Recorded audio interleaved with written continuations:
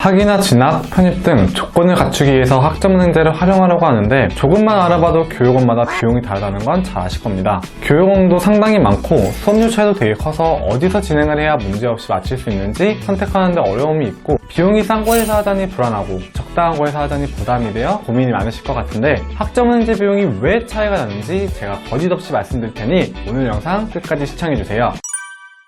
학점은행제의 비용은 정해진 등록금이라는 건 없습니다.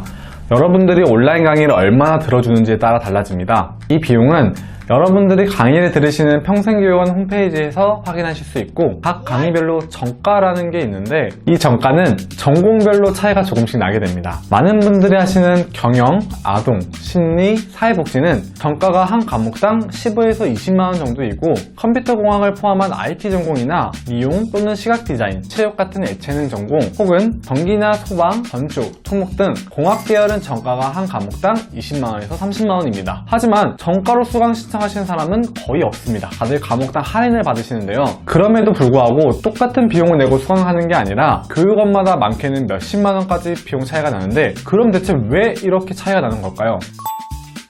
첫 번째 이유, 기본적으로 공학, 예체능 계열의 전공 수업은 한두 개 정도의 교육원들이 독점을 하고 있는 상황인데 평생교육원도 하나의 사업이기 때문에 강의를 많은 사람들이 수강할수록 교육원도 당연히 돈을 많이 벌겠죠. 실효성이 있는 과목인 만큼 교육원에서도 비싸게 팔 수밖에 없는 거예요. 두 번째 이유, 바로 플래너가 있고 없고의 차이입니다. 학점은행제에는 플래너가 존재합니다. 이 플래너는 학생분들의 모든 과정에 있어서 서포터를 해주는 역할을 하고 있고 이 플래너들도 직원입니다. 인건비를 받는 사람이라는 거죠. 그렇다 보니 플래너가 없는 교육원은 이 인건비가 나갈 필요가 없다 보니 가격이 저렴할 수밖에 없다는 겁니다. 좀 더 자세히 예시를 들어보며 설명을 해볼게요.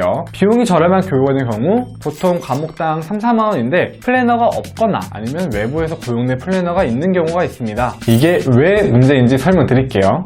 만약 플래너가 없다면 우선 진행 과정에 있어서 상당히 어려움이 있습니다. 혼자 하게 될 경우 본인 목표에 맞춰 학습 플랜을 세워야 하고 주의사항, 학사 일정, 행정 절차 등 학점은행제에는 생각보다 해야 할 것들이 정말 많은데 이런 조건들을 혼자 알아서 해야 하다 보니 진행 도중 문제가 생긴다면 원래 계획했던 기간보다 훨씬 더 늦게 끝날 수도 있고 처음부터 모든 걸 다 혼자 알아보려면 시간적으로 많이 소요됩니다. 담당자라는 사람한테 전화를 했어도 회사 유선 전화로 연결이 되기 때문에 9시에서 6시까지 업무 시간 이후에는 도움을 받을 수가 없습니다. 쉽게 말해 내가 이 시간 외에 궁금한 게 있거나 문제가 생겼을 경우에는 대처를 할 수 없는 거죠. 그래서 이런 부분에 있어 정확하게 아시고 선택하셔야 합니다. 당장 눈앞에 저렴하니까 부담이 적어서 좋아 보일 수는 있어요. 문제는 교육원에 불만이 생겨서 환불을 하려 하면 말도 안 되는 핑계를 대면서 환불을 거부한다거나 연락을 차단하는 경우도 간혹가다 있었습니다. 그렇게 되면 그냥 울며 겨자 먹기로 진행하거나 아니면 중도 포기해야 되는 상황까지 있다는 겁니다. 그럼 일반 교육원에 대해 설명드리자면 보통 비용은 과목당 75,000원에서 9만원인데 이 가격대가 모든 교육원에서 평균치 비용이라 보시면 되고 앞서 말씀드린 것처럼 가장 큰 차이점은 교육원 소속일 때의 플래너가 있다는 점이에요. 쉽게 예를 들어서 설명하자면 결혼할 때에도 알아볼 게 몇백 가지가 되고 혼자서 준비하는 거 쉽지 않잖아요. 근데 그런 부분을 웨딩 플래너가 하나부터 열까지 다 케어해주고 도와주기 때문에 수월하게 결혼 준비를 마칠 수 있는 거잖아요. 학점은행제 1대1 플래너도 마찬가지입니다. 학습자의 개인마다 상황과 과정이 다르기에 담당자로서 가장 최적의 방향으로 이끌어주고 리스크 없이 학습자의 모든 과정이 끝날 때까지